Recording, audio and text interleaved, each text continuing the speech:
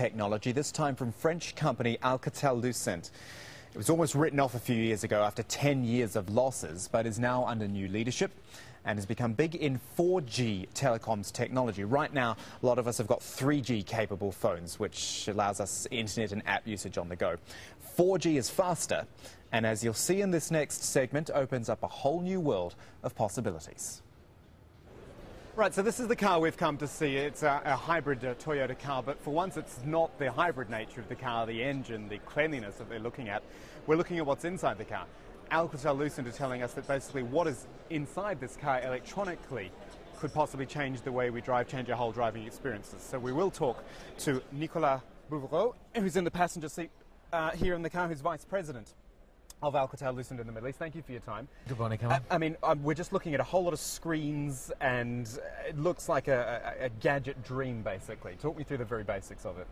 Okay, so what you have in this car, basically this is a normal car, a normal platform, in which we've added a communication interface for each passenger, which gives you access to what you normally have access to when you're in front of your PC or any other area. So this is what we call the connected car. Mm-hmm. And the main difference, why are we able to do that now, is because we're able to do it through the fourth generation networks, the 4G, or also called LTE, which is starting to be appearing in this region and all around the world. Okay, so this gives you access to faster speeds and higher latency, so you can have access to all these applications that we'll talk about in a minute in a much better user experience. Right, so I mean, the argument that some people have said to me, well, if I've got an iPad or an iPhone or something with me in the car already, as a passenger or even if a driver who's stopped, I would have all these things available to me. You're saying it's better than that, basically. Exactly. It goes way beyond that, because this is also connected to the car. And so you have access to different things, so you can use it as a phone here. You have the games, navigation, entertainment, and the one I want to show you here is the internet. So of course you have access as you would have on any other device to the internet, and you can browse through any website that you want. That's not a bad one. Just so happened that this is the one that comes up by chance. We didn't set that up at all. And so you have, this is touch screen technology, latest things, and you have access to everything you want.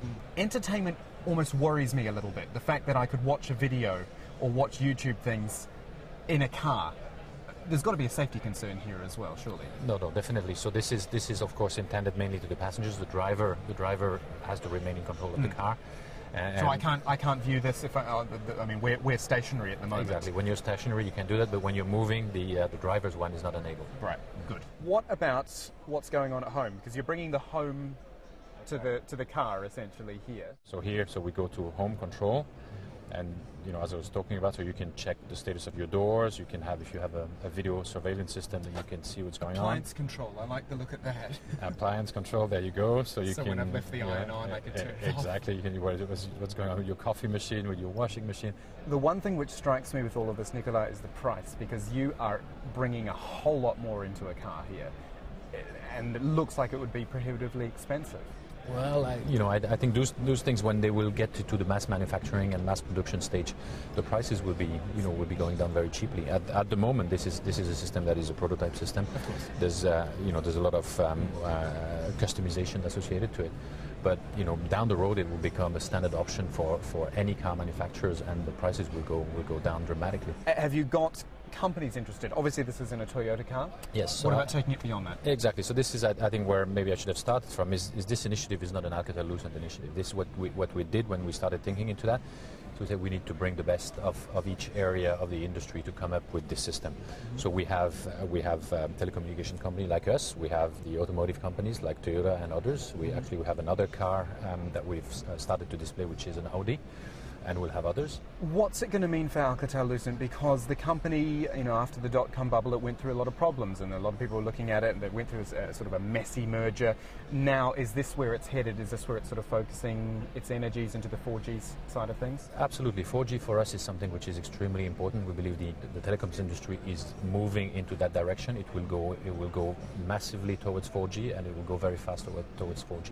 So we are actually, our main interest here is we're building the network that supports this thing. Though this car is connected through an antenna that's on the wood, it's connected to the base stations and the network, and this is really our core business. Yep, and a very nice car it was too. Now, don't forget Counting the Cost online. You start at the main page at aljazeera.net/English. You hit the business tab at the top. You head to the Counting the Cost page from there. And we put all our episodes up there in full if you want to catch up with them at a later date. And then when you want to get in touch, hop on Twitter, search for @KamalAJE, which is me, where I post regular updates on the show. Do get in touch because I really do love to hear from you, our viewers. But that is it for this edition of Counting the Cost. I'm Kamal Santa Maria from the whole team. Thanks for joining us. The news on Al Jazeera is next.